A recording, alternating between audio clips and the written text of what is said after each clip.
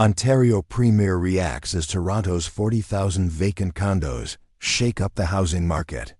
Toronto is in a housing crisis, so why are 40,000 condos sitting completely empty? That one question has forced the Ontario Premier to react, and the answer could change everything about where this market goes next. Hello everyone, and welcome to Canada Economy Report. I'm your name, and today we're going to discuss today's topic. If you're interested in staying updated on Canada's economy and financial news, make sure to subscribe to the channel. When this figure started circulating, it triggered a political reaction at the highest level. The Ontario Premier was forced to respond, not because this is a minor issue, but because it cuts straight through years of policy, promises, and assumptions. If tens of thousands of homes are empty in the middle of a housing shortage, something fundamental is broken. The first thing to understand is that these aren't abandoned buildings or unlivable units. Most of these condos are modern, investor-owned apartments built over the last decade. Glass towers marketed as solutions to housing demand. They were supposed to ease pressure, lower rents, and make the city more affordable. Instead, many of them are locked away, treated less like homes and more like financial instruments. That's where the market distortion begins. For years, Toronto real estate became a magnet for speculative money. Domestic investors, foreign buyers, pre-construction flippers, all betting on the same outcome. Prices always go up. Condos weren't bought to live in. They were bought to hold, flip, or park money safely. As long as prices rose faster than costs, it didn't matter if units stayed empty. But the environment has changed, and it's changed fast. Interest rates jumped. Carrying costs exploded. Condo fees rose. Property taxes increased. Suddenly, holding an empty unit became expensive. Investors who planned to rent found that rents weren't always enough to cover mortgages. Those who planned to sell discovered buyers had vanished or demanded discounts. So instead of flooding the market, many owners froze. This is the worst possible outcome for a housing market. Supply exists, but it's locked. Demand exists, but it can't access it. Prices don't adjust cleanly. Instead, pressure builds silently. That's why the Premier's reaction matters. When leadership starts acknowledging vacant units as a serious issue, it signals a shift.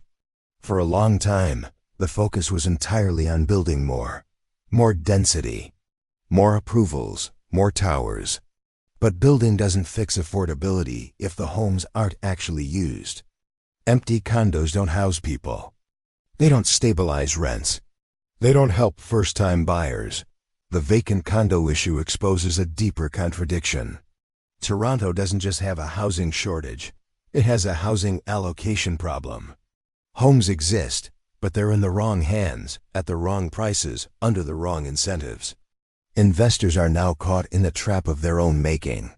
Selling means accepting lower prices.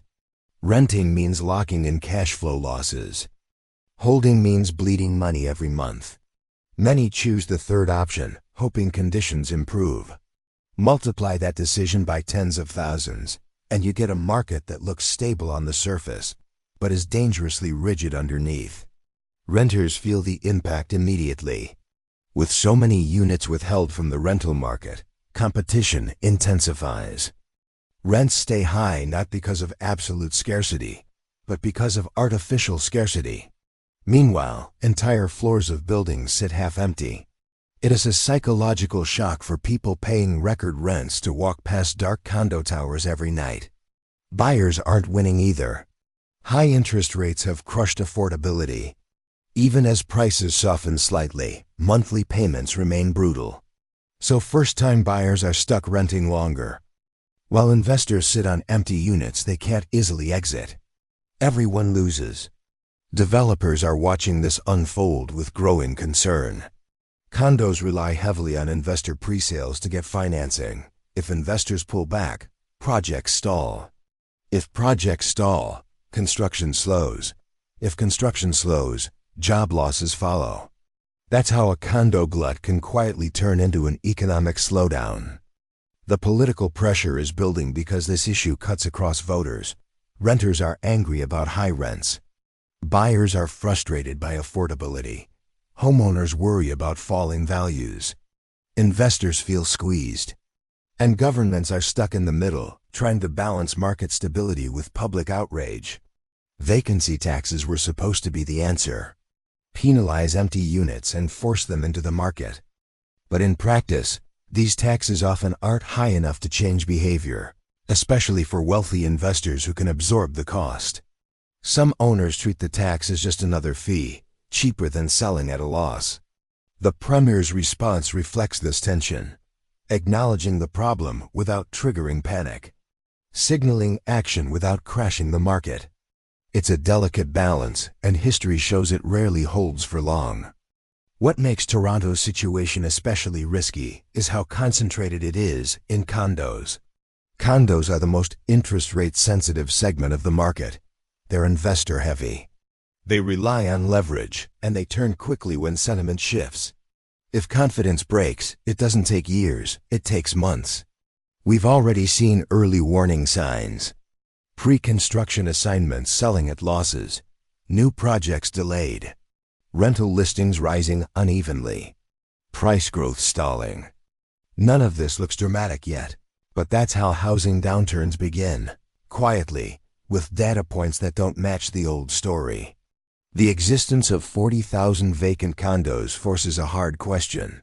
Is Toronto's housing crisis really about not enough homes, or about homes being treated as assets first and shelter second?